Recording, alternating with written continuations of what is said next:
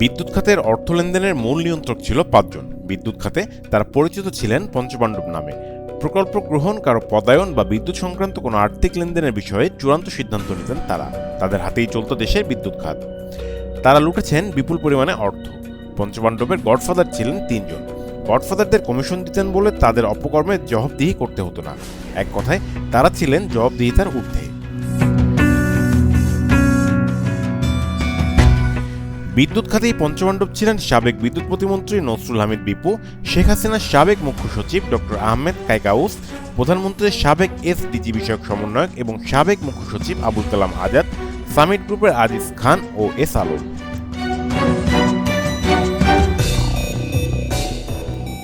এই ৫ জনই বাংলাদেশের বিদ্যুৎ খাত সর্বনাশের হোতা।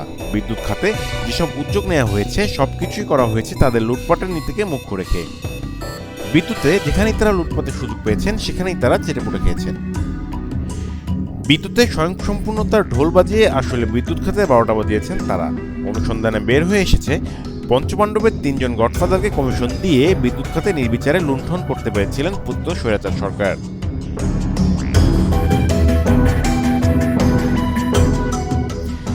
এই ৩ জন মাফিয়া হলেন সাবেক প্রধানমন্ত্রী শেখ হাসিনার ছোট বোন শেখ রেহানা, শেখ হাসিনার ছেলে সজীব ওয়াজেদ জয় এবং শেখ রেহানার ছেলে রেদওয়ান মুজিব সিদ্দিক ববি।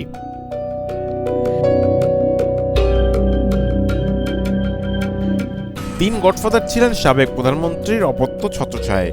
বিদ্যুৎ খাতের এই লুণ্ঠনের চিত্র বড় ভয়ঙ্কর ও বড় সর্বনাশা। এখন পর্যন্ত তারা পুরো কাহিনী বা ইতিহাসকে উদ্ধার করতে পারেনি। তবে যেসব হিসেব পাওয়া যাচ্ছে তা শুধু দেশের স্বার্থবিরোধী নয়, রীতিমতো আতঙ্কও ছড়ায়। সংশ্লিষ্ট সূত্রগুলো জানায়, বিদ্যুৎ ও জ্বালানি খাতে প্রথমত কুইক রেন্টাল, দ্বিতীয়ত বিদ্যুৎ খাতে ভারত নির্ভরতা, তৃতীয়ত উৎপাদন ও বিতরণ এবং চতুর্থ রূপপুর কেলেঙ্কারি এবং পঞ্চম এলএনজি কেলেঙ্কারির মতো ঘটনাও তারা ঘটিয়েছেন।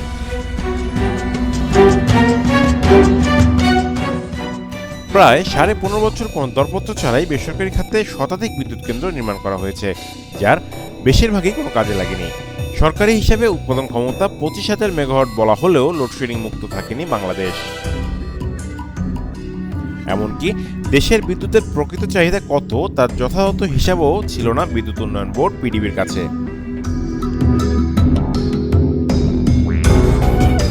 প্রাপ্ত হিসাবে দেখা গেছে, আওয়ামী লীগ সরকারের ৩ মেয়াদে বিদ্যুৎ খাতে মোট ব্যয় করা হয়েছে $২,৮৩০ কোটি। বর্তমান বিনিময় হার বিবেচনায় $1 প্রায় ১২১ টাকা ধরলে বাংলাদেশি মুদ্রায় তার পরিমাণ ৩,৪২,৪৩০ কোটি টাকা। একই সময় শুধু ক্যাপাসিটি চার্জের নামেই লুট করা হয়েছে ১,০০,০০০ কোটি টাকা। জানা গেছে, আবুল কালাম আজাদকে কমিশন দিলেই মিলত কুইক রেন্টালের অনুমতি।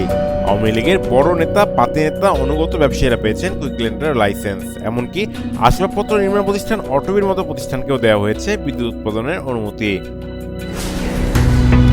এ বিষয়ে ট্রান্সপারেন্সি ইন্টারন্যাশনাল বাংলাদেশের নির্বাহী পরিচালক ইফতেখারুজ্জামান বলেছেন, গত ১৫ বছর ক্যাপাসিটি চার্জের নামে বিদ্যুৎ খাতে সবচেয়ে বড় দুর্নীতি হয়েছে। মাহবুব রহমান, ডেস্ক নিউজ, আরসিটিভি।